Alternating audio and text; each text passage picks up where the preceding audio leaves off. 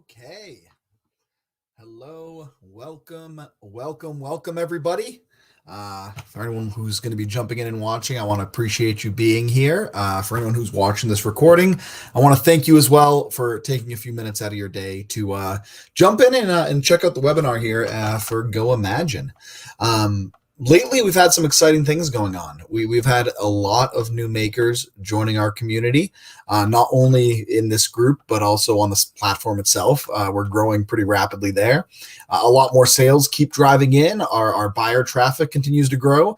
And in general, it's exciting to see all the things that are happening as we continue to build this marketplace. Now, with that said, there are a lot of new makers who are just learning about Go Imagine now. So I just want to take a quick second to introduce myself. My name is John Lincoln. I am the founder of Go Imagine.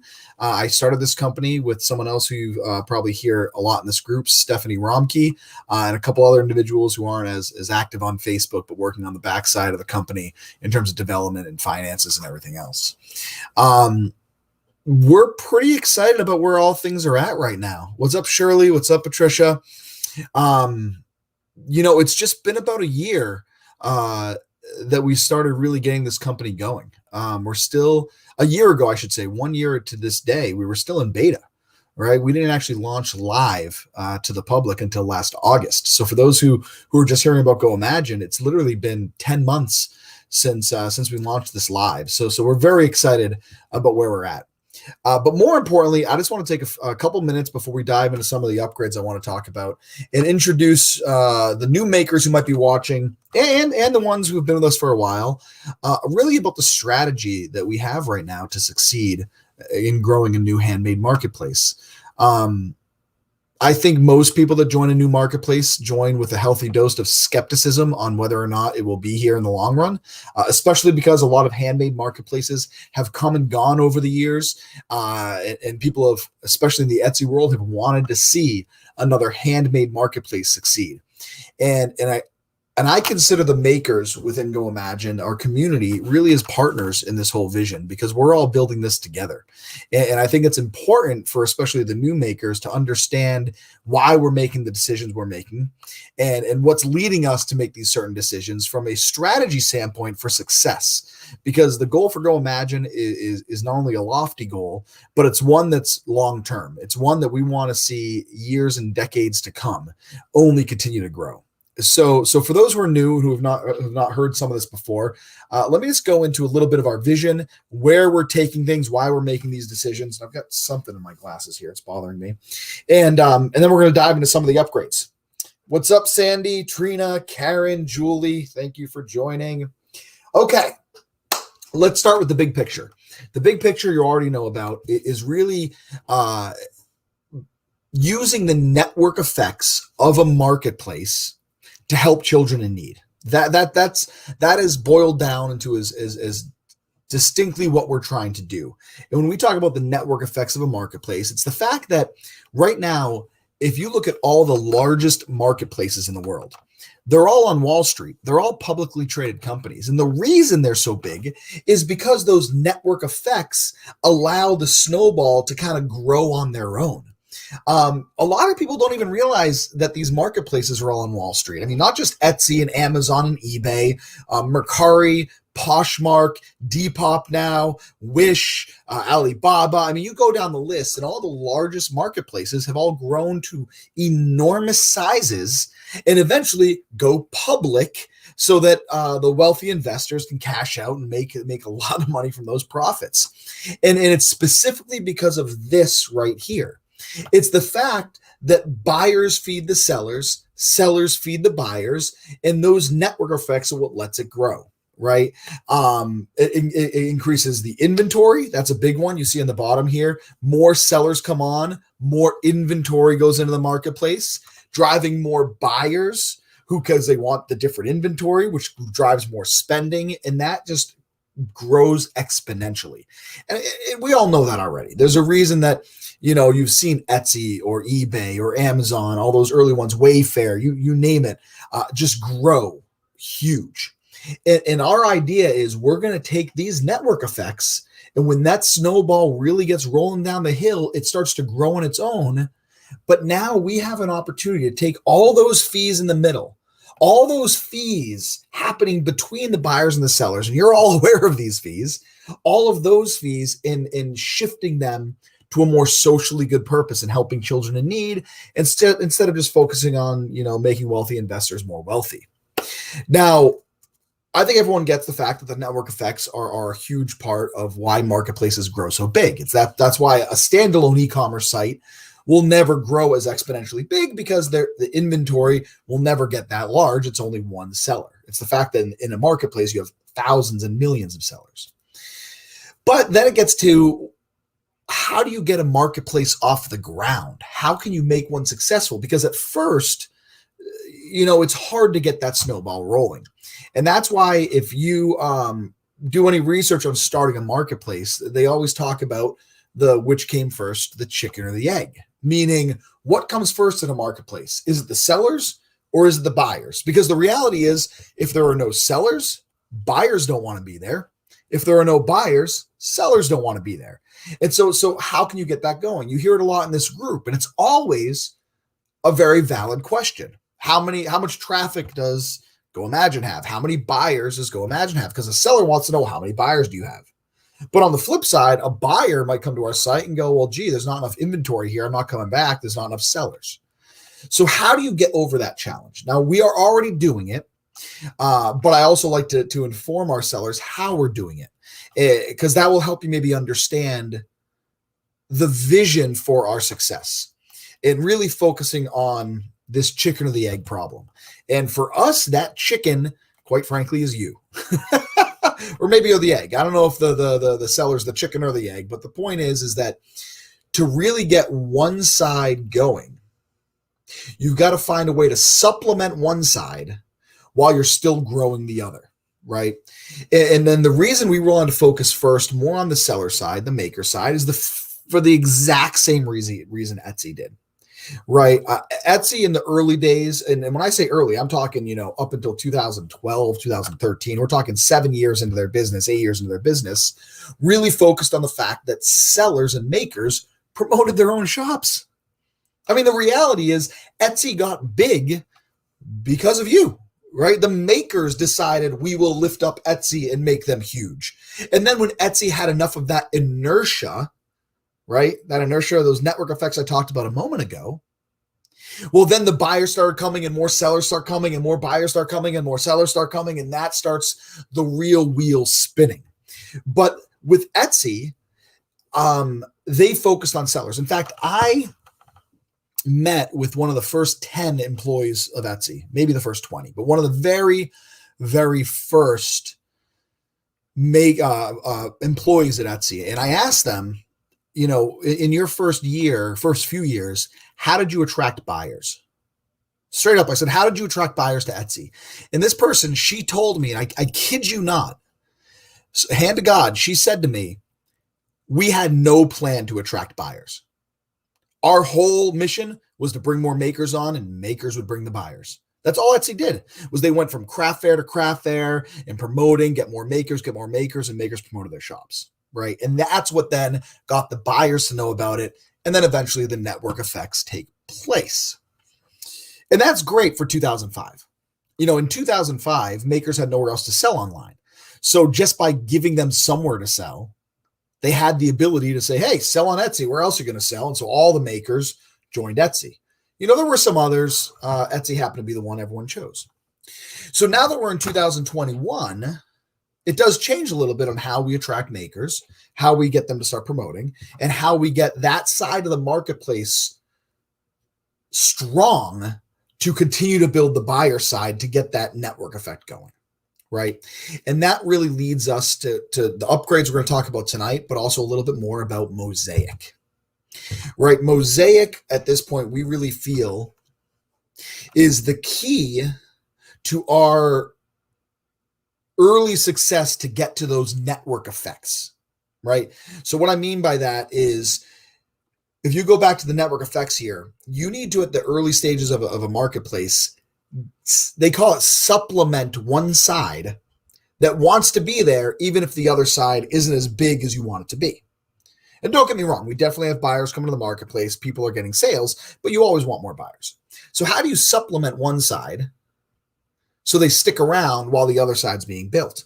And what we've seen over the past 6 months in developing MOSAIC and in promoting MOSAIC and talking to makers of MOSAIC is the fact that there are so many makers in the world right now that are buying a Shopify website. They're buying a Wix website. They're buying a WooCommerce website. Essentially, all these makers are looking for other avenues besides just Etsy, and many of them are starting their own website.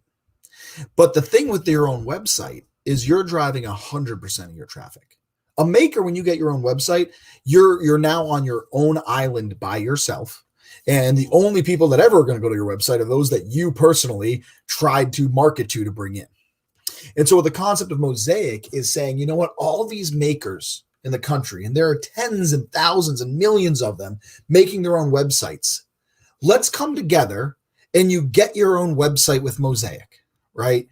So that $10 a month or $7 a month for MOSAIC for your own website, not only are you saving money from Shopify to MOSAIC or Wix to MOSAIC or Weebly to MOSAIC, because you're going from $30 a month down to $10 a month. So right off the bat, you're saving $20 a month to get your own website.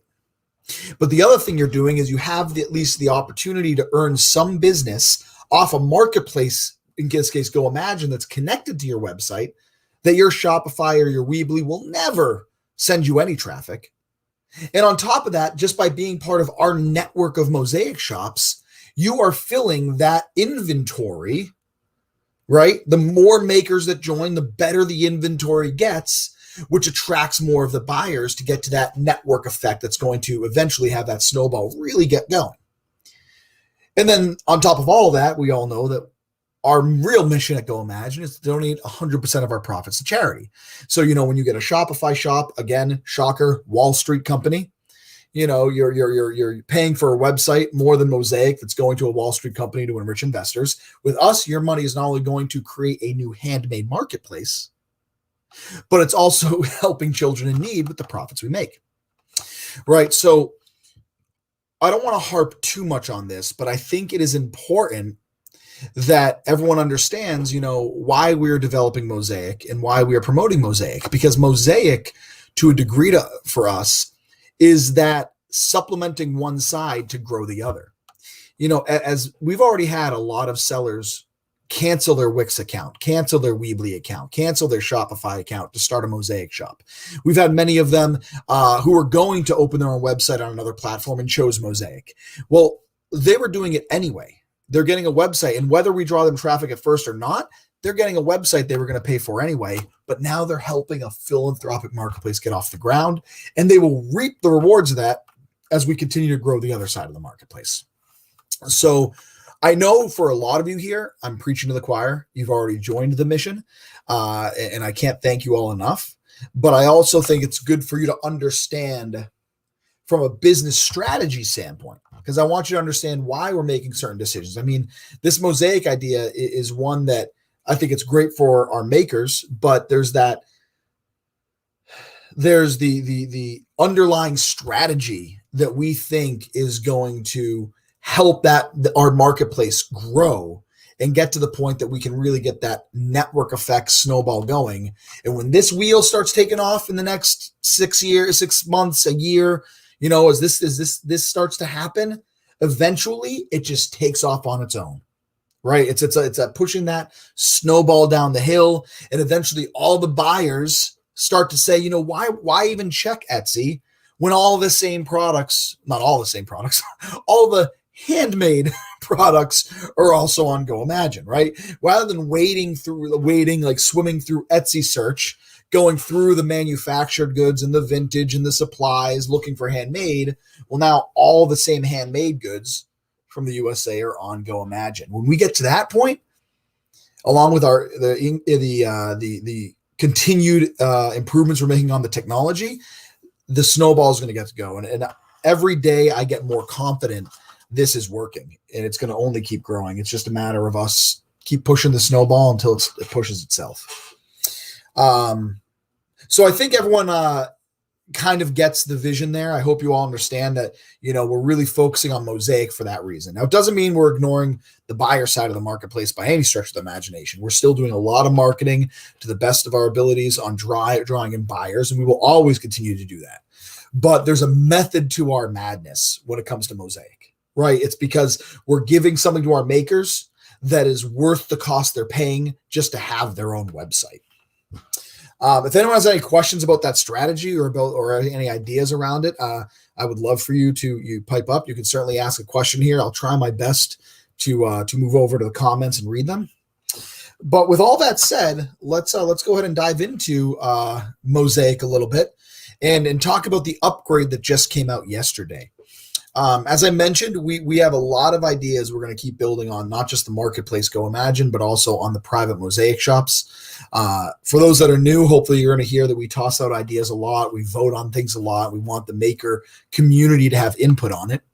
And one of the things recently, after talking to a lot of our sellers, is the ability to continue to customize your own website, the ability to keep creating your own banners, your own brand, right? So what I'm going to do now is I'm going to start with Fancy Nancy. You'll see the site come up a bunch. We call this the Go Imagine test shop, and I'll show it a lot. And right now I have no banners on it because I want everyone to see if you have a Mosaic shop or if you're considering a Mosaic shop, how you're going to add your banners, the flexibility with these banners, and in general where the direction things are going. So with a Mosaic shop, for those who are not familiar, it's really more of your own private website. In fact, let me show you that. If I go to, just because I know some people always ask, Mosaic versus a regular website versus the marketplace site.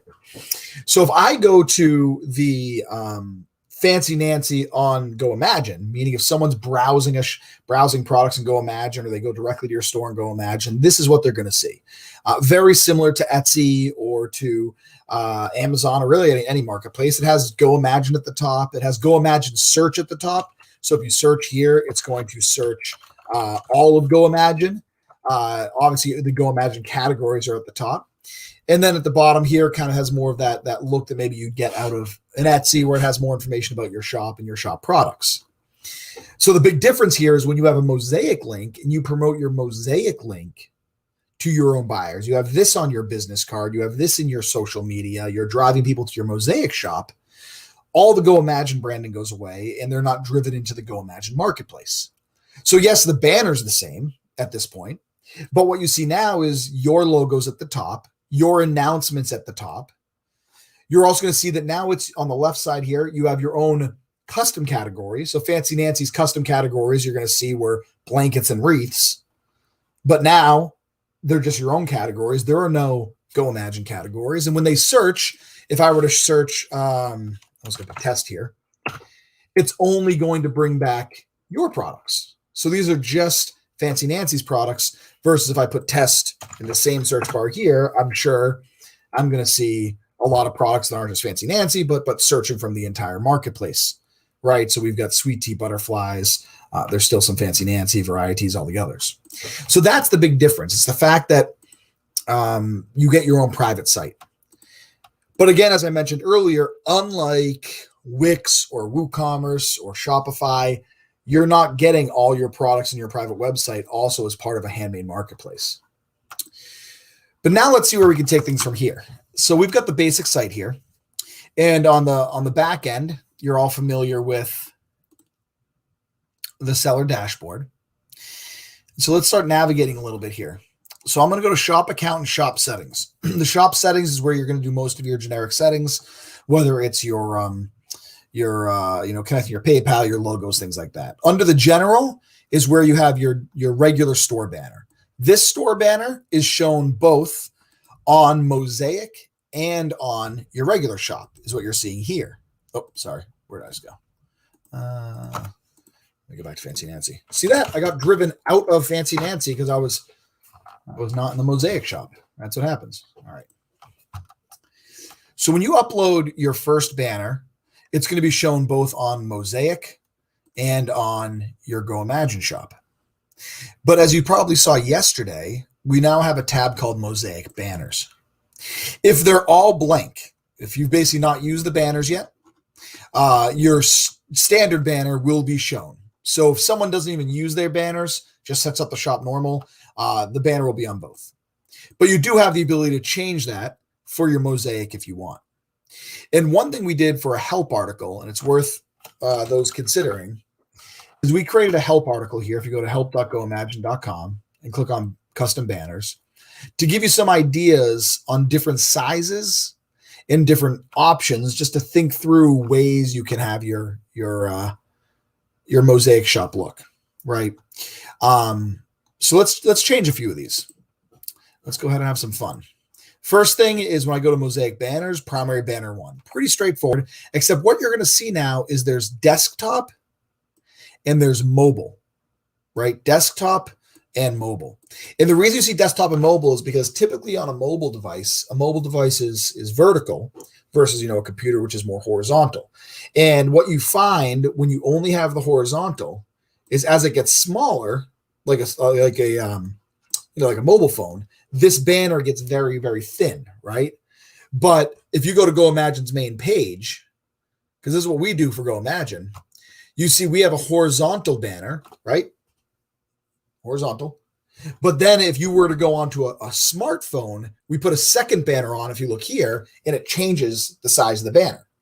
Because more of a squarish shape, not exactly a square, but more of a square, looks really good on mobile, while it would not look good on a full width desktop, right? So now you have the option of creating both, so that whether the customer comes to your website on mobile or on desktop, they get a different view at the top, so it renders correctly on their screen. Let me give you an example of that. So I'm going to change the desktop image right here, and I'm going to choose and I'm on purpose here, I'm going to choose the mobile image, right? Because we do see this a bunch. So I'm going to change the mobile one. So I'm just going to, actually, first I'm going to do a different one. Let me do,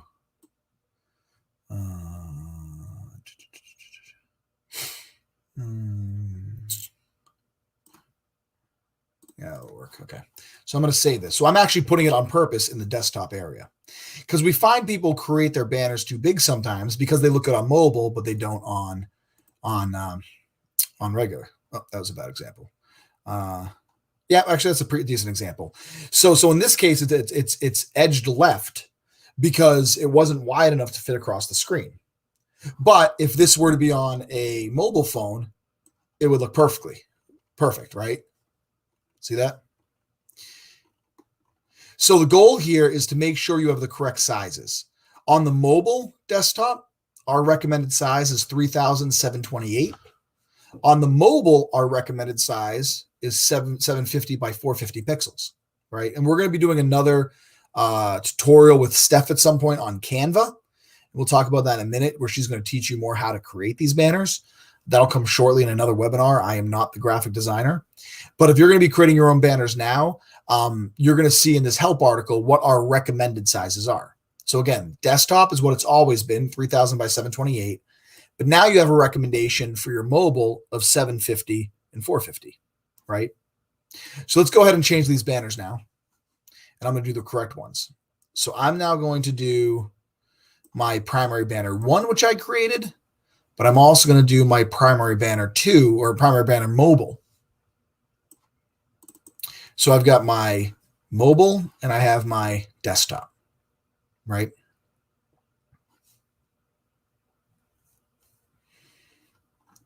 Okay.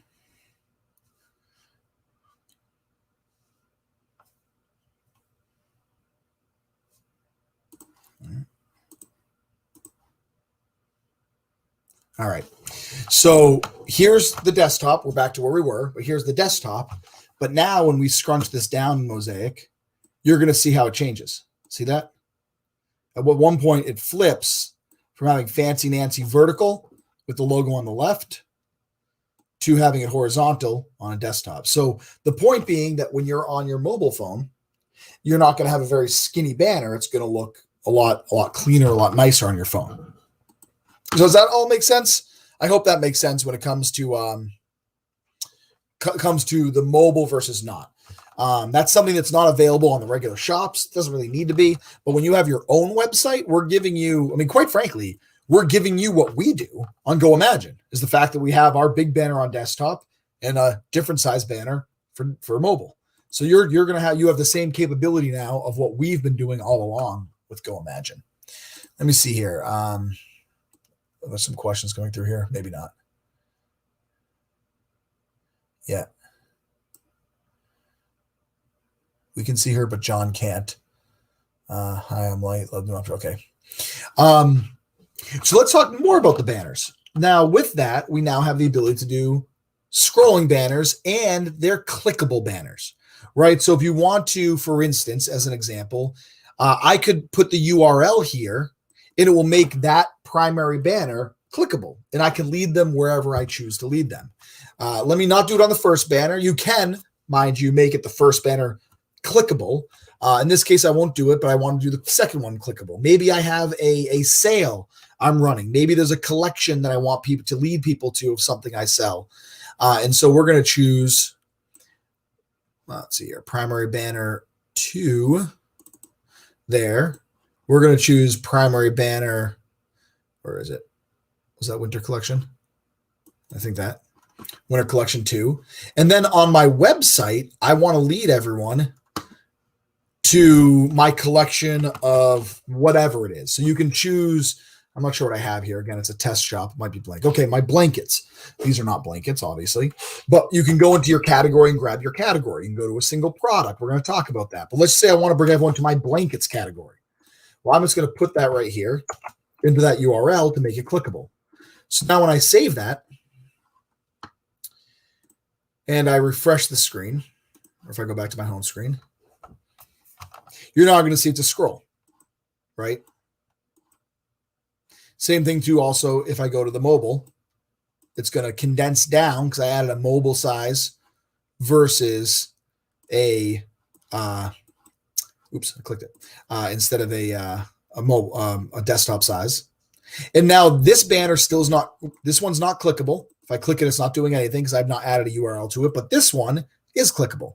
If they want to, you can add maybe a little button and click here or shop now or check it out. And if they click on it, it's going to open up a new tab specifically to the link that you sent them to, right? So you can make that clickable. And you have the ability to put up to 3. We thought 3 banners is probably the most you'd want to do. After that, it gets kind of haywire if you're trying too many banners. But let's say the third one is maybe you really want to introduce people to who you are, right? So we created just in our sample shop here a meet the maker, meet who I am sort of banner. So we're doing meet Nancy, we're doing desktop, and we're doing mobile. And on top of that, I'm going to go to our meet the maker link, which some of you are familiar with. So here's the meet the maker. That's just the pretend person. I'm going to take that URL because I want to lead people to my meet the maker section. I'm going to slap it in right there. Right. So now I'm going to tell them where to go. So now that's upgraded, updated. If I go back, you're going to see we have the 3 banners available. And if I click learn more about the artist, it's going to open up that page, bring them to the page you want them to go to. Right. And when you go through our help instructions, mind you, Steph is the one that put these together. She's offering different suggestions here of what you can do, directing people to different categories or certain products. Maybe you're promoting a sale event. You can create a sale category, like 50% off our curated selection. And when it goes to it, you have a section of sale items, and it's just all your sale items, or going to the Meet the Maker section as I showed you. There's different ideas of where you can lead people. The other place you might want to lead people is, I don't want to say off your website, but if you're big into social, maybe you have a big TikTok following, you have a big Instagram following, you have a great Facebook page. Heck, maybe there's a news article about you and you want to just link to that news article on your local news station, whatever it might be. You can do that as well.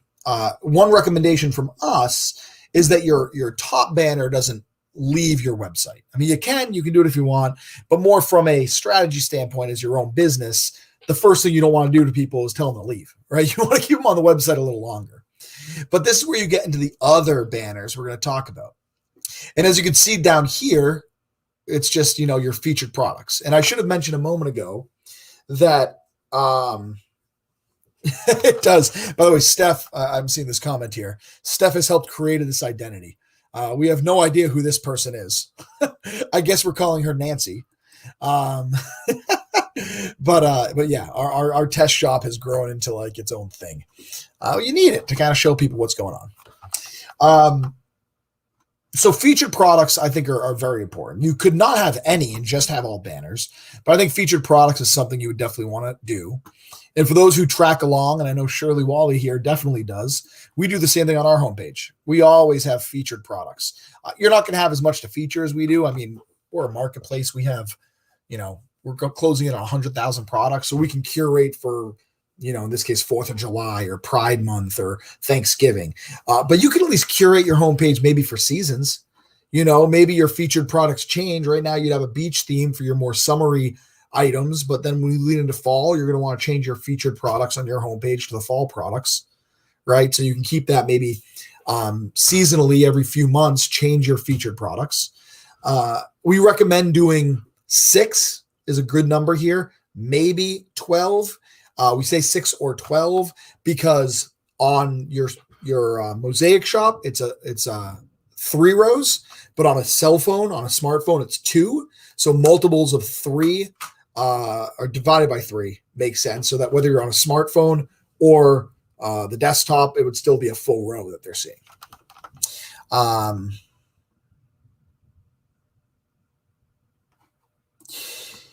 Yeah. So it's funny you say that, Talia. For now, yeah. I mean, you can lead them wherever. If you have a public calendar you want to send them to for your local events, 100%. But one of the things, yeah, because I don't have a blog, and yeah. So one of the things we've been considering, and this now gets back to our evolution of MOSAIC, is maybe including a plugin where you can have your Instagram or Facebook feed within MOSAIC. So basically, in your web page here, you could have a section that is your feed on social. We could build in a calendar function in MOSAIC where you can actually put in your events, and maybe there'd be a block, a widget that we'd give you that if you fill in the dates, it would give your event dates. This is where, and Talia, I'm glad you brought that up. I want to say the world is our oyster, but we're building this platform for all of us, right? So the question does become, what do you guys want? What do you think the next thing in MOSAIC is going to help you the most? And we can definitely continue that because we're not going to stop growing this. Now, getting back to the banner side, we want to offer that, which is what we have now. So I'm going to go and add a couple more banners. And this is where your own creativity comes into play because you get to decide a little bit of where you want your banners to be. And here are 4 options Steph came together. The top promo banner is a full width banner. And then below that, you can do 2 side-by-side ones, or you can do 1 long, wide one. So let me upload a few different examples here so you can see what they look like. So let's pretend I just want you to do a full width one. So I'm just going to do and this is let me take a step back. This is the promo banner 1 full width, right? Meaning that is the top promo banner that's a full width. So you're going to want to keep that a full width if you use it. You don't have to use it. I'll show you that in a moment. But I'm going to go ahead and choose a full width banner here, which is going to be this one. And just like all the others, I could connect it to a URL so I can lead someone somewhere, but I'm just going to save this. All right. So now if I refresh my page here, you're going to see just like before we have this, but if I scroll down, and now it pops open underneath the featured products, our first banner, right? Now let me add a second banner. What you're going to see in the next promo banner, it's full width or left side, meaning I want to choose to put another full width one there where I can have it be 2 full widths, which you're going to see in the option, the second option here, basically 2 full widths stacked, or I can do a left side one here. Let me just do a full width to see what it looks like. So I'm going to go ahead and upload a full width here. And I think I got another one right here. And maybe I want to lead them to, I don't know, my wreaths page. Again, there's not a lot of products in Fancy Nancy. I'll save that. right. So now if I go back and check it out, what you're going to see is I've got, that one didn't go full width. Oh, you know what? That wasn't long enough. Let me change it. I don't think that was long enough. Unless that's something that changed. It should go full width. If not, I have to fix that. We're testing on the fly here, people. Let me just put a long one here and see what it looks like.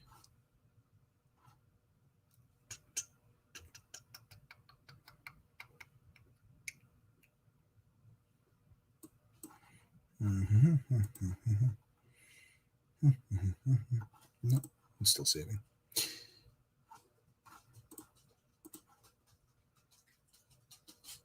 Interesting. Never mind. I got to figure out there's a, I don't want to call it a bug, but there's definitely this second one should be able to go full width if there's nothing here. But I got to look into that. Use your imagination, everybody. Pretend that the second banner went all the way across because it's supposed to, and it does in testing, but it did not here. So I'll write that down. Welcome to the show, everybody. All right. Now let's continue on.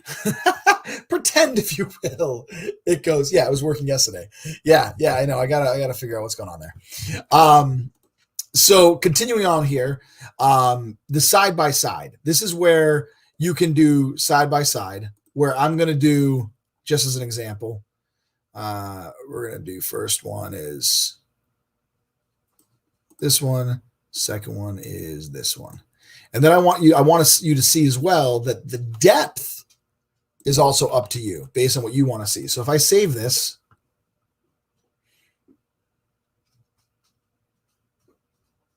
all right.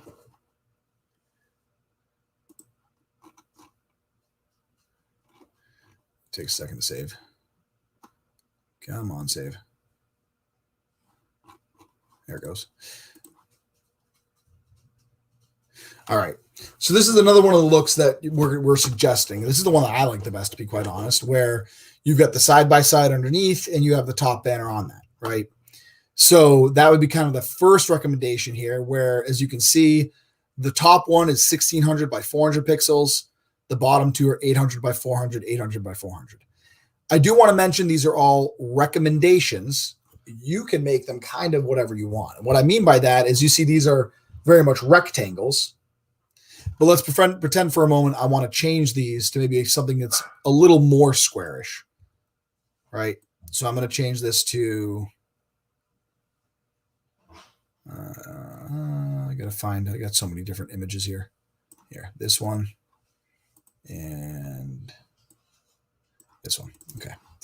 So in this case, I'm just putting two images again, still the same width, but instead of being a rectangle, it's going to be a little longer, so it stretches down the page further. If I want to use that space, if I think the square look is better than the rectangle look to me, you can create that. The depth matters more than the width, right? So if you want to have a long banner versus one that's short. So let me refresh this. See if it's saved yet. There it goes. So you're going to see this is a little more long, and then in a second, I'm going to do one more where it's going to go all the way, right? So the other one was thinner. This one's a little longer. And if I want to update this just to something that's really long, let me change this. This is where I'm just slapping things in. So I don't want you guys to, overanalyze this. Let's do, what do I got here? I'll do a couple product pictures. This one and this one. These ones are, I think, pretty much squares. All right, save this.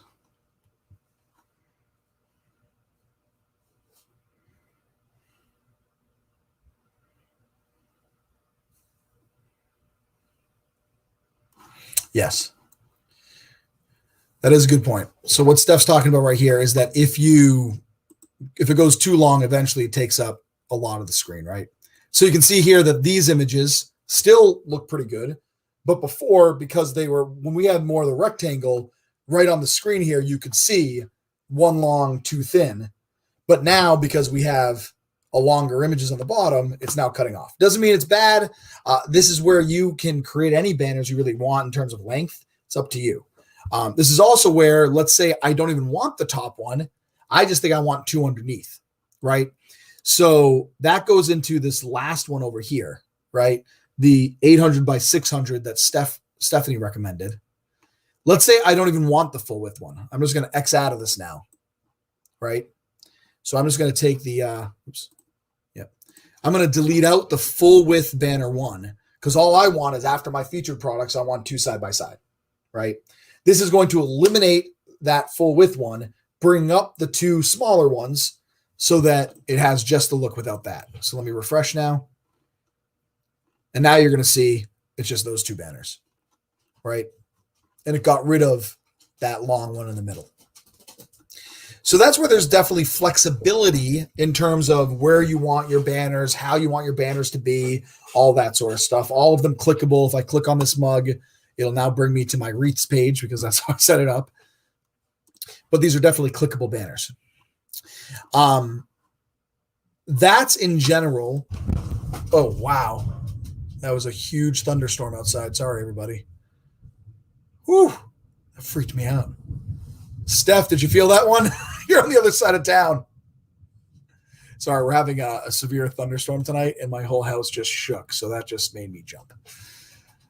Whew, that'll wake you up.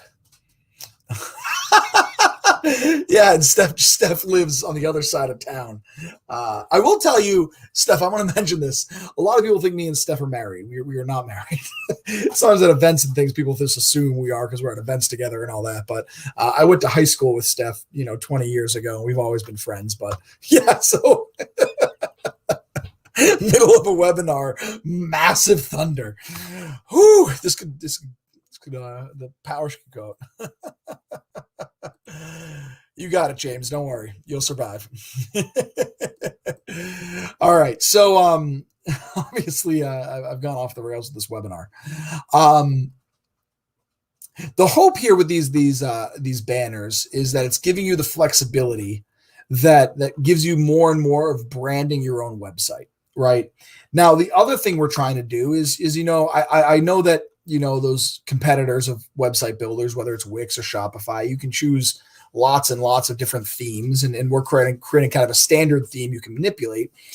But what I'll tell you is that one of the things I hear a lot from makers that are just looking for a website, but aren't looking for, a website on steroids. They're not looking for, makers want their own website to be able to promote their brand, but they also want to do it affordably, and they just want it to look nice.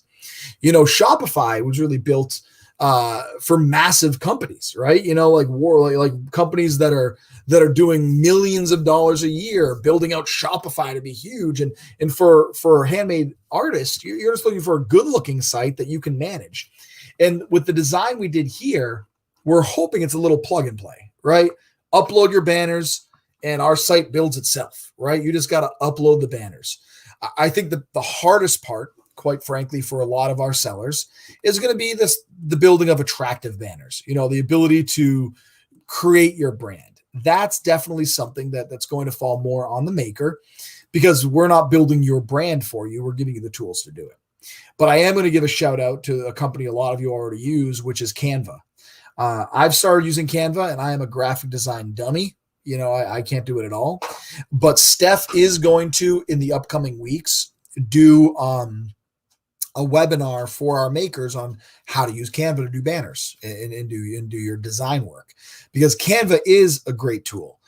There's a lot of free banners and images you can use on Canva. There are some that are paid for, but are still pretty inexpensive. If you're investing in your website and need to spend a few dollars to get that professional look like you're seeing on Fancy Nancy, spend a few dollars for that. But Canva is a great tool. There's obviously a million other graphic design programs out there that you can use as well. We're not sponsoring Canva by any stretch of the imagination, but it is definitely one that we've seen makers have success with, right? In terms of I don't know, let's pull up one of their things here. And again, I don't want to go into this because this is Steph's thing, but the ability for you to take these banners, write your writing, put in a button image and all that, and create your own banners. Steph is going to be going through that in a different webinar.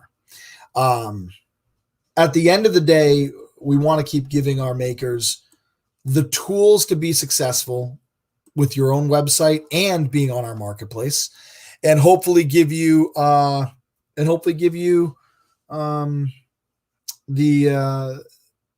ability to get there, right? For those who are looking for their own website.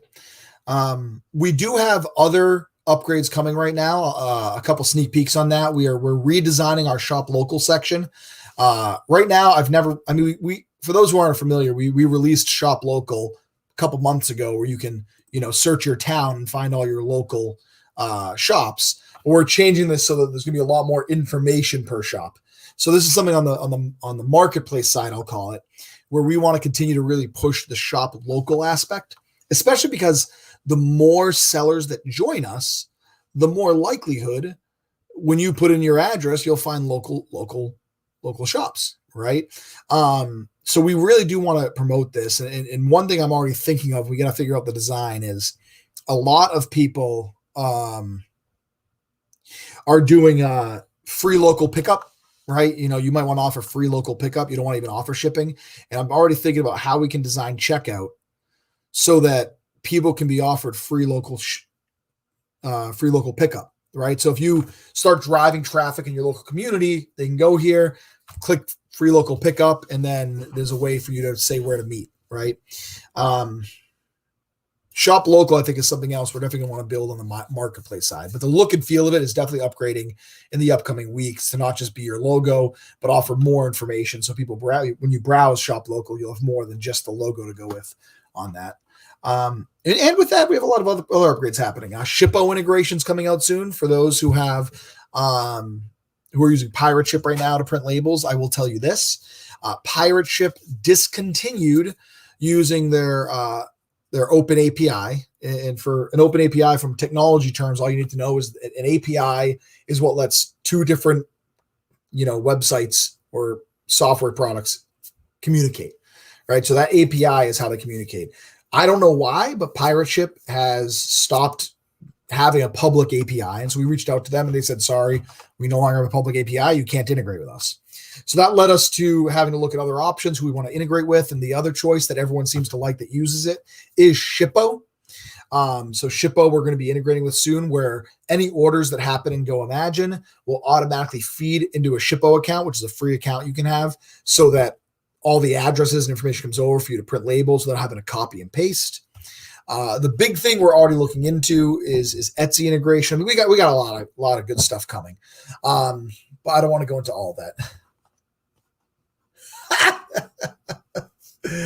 Oh, Steph. Yeah, you don't. For the record, you don't want to. When it comes to making things look pretty, I am not the person to talk to. That is Steph. Steph is the one. I mean, these banners, her look, her branding. I mean, this is all that. Yeah. So yeah, Shirley, we can look into that. Right now, it's based on an address. I'm not sure because this is all Google. So this is actually using Google Maps, where you put in an address. And I think I could be wrong, but I think the problem with a zip code, Shirley, is the fact that this is 6.7 miles away and this is 11.8 miles away. If you put in just a zip code, I mean, I don't know. I mean, if I just put in a zip code here, 1519, it's not going to work. I have to put in an address. So you have to have an address to go in here. So I can just put in 10 Main Street. You can put in your own address or put in any other address. It will then render and bring back. Yep. So now it's 10 miles away, these different sellers. That said, Shirley, I'll tell you that the shop local, and mind you, I'd like your feedback on this. I mean, we'll end with this. Assuming there's no questions on the banners, shop local is something we think is something we want to build upon. And I want to hear from all of you if you think that's a good path as well, because we think the idea of connecting makers locally to their own community can be very powerful. I envision that day, getting back to that network effects, I know I always go back to that, is that when all buyers know that they can come to Go Imagine and there are a million sellers on it, well, then shop local means that you can go to Go Imagine, put in your address, and find all the makers within 50 miles of you and start shopping locally very easy from handmade makers in your area. So I think that's the direction we want to go. There's a lot of brainstorming on the shop local on how to do it. But we've already got it built out. We just need to make it better, really. Now we got to make it more user-friendly and all of that. So with that said, I want to thank you all for being here. as always. Sorry that I jumped a little bit when there was a whole lot of thunder outside. And I hope you all like the banners. I mean, we want to get feedback too. So for those Mosaic users here, as you start adding your own banners and feeling out, creating the theme and using it on your own site, definitely let us know what you think of them, how we can keep evolving Mosaic, because I think it's getting there, but there's a lot more stuff we're going to be doing to it. So with that said, thank you, everybody. And I very much appreciate you being here. I'll see you in the group. Bye now.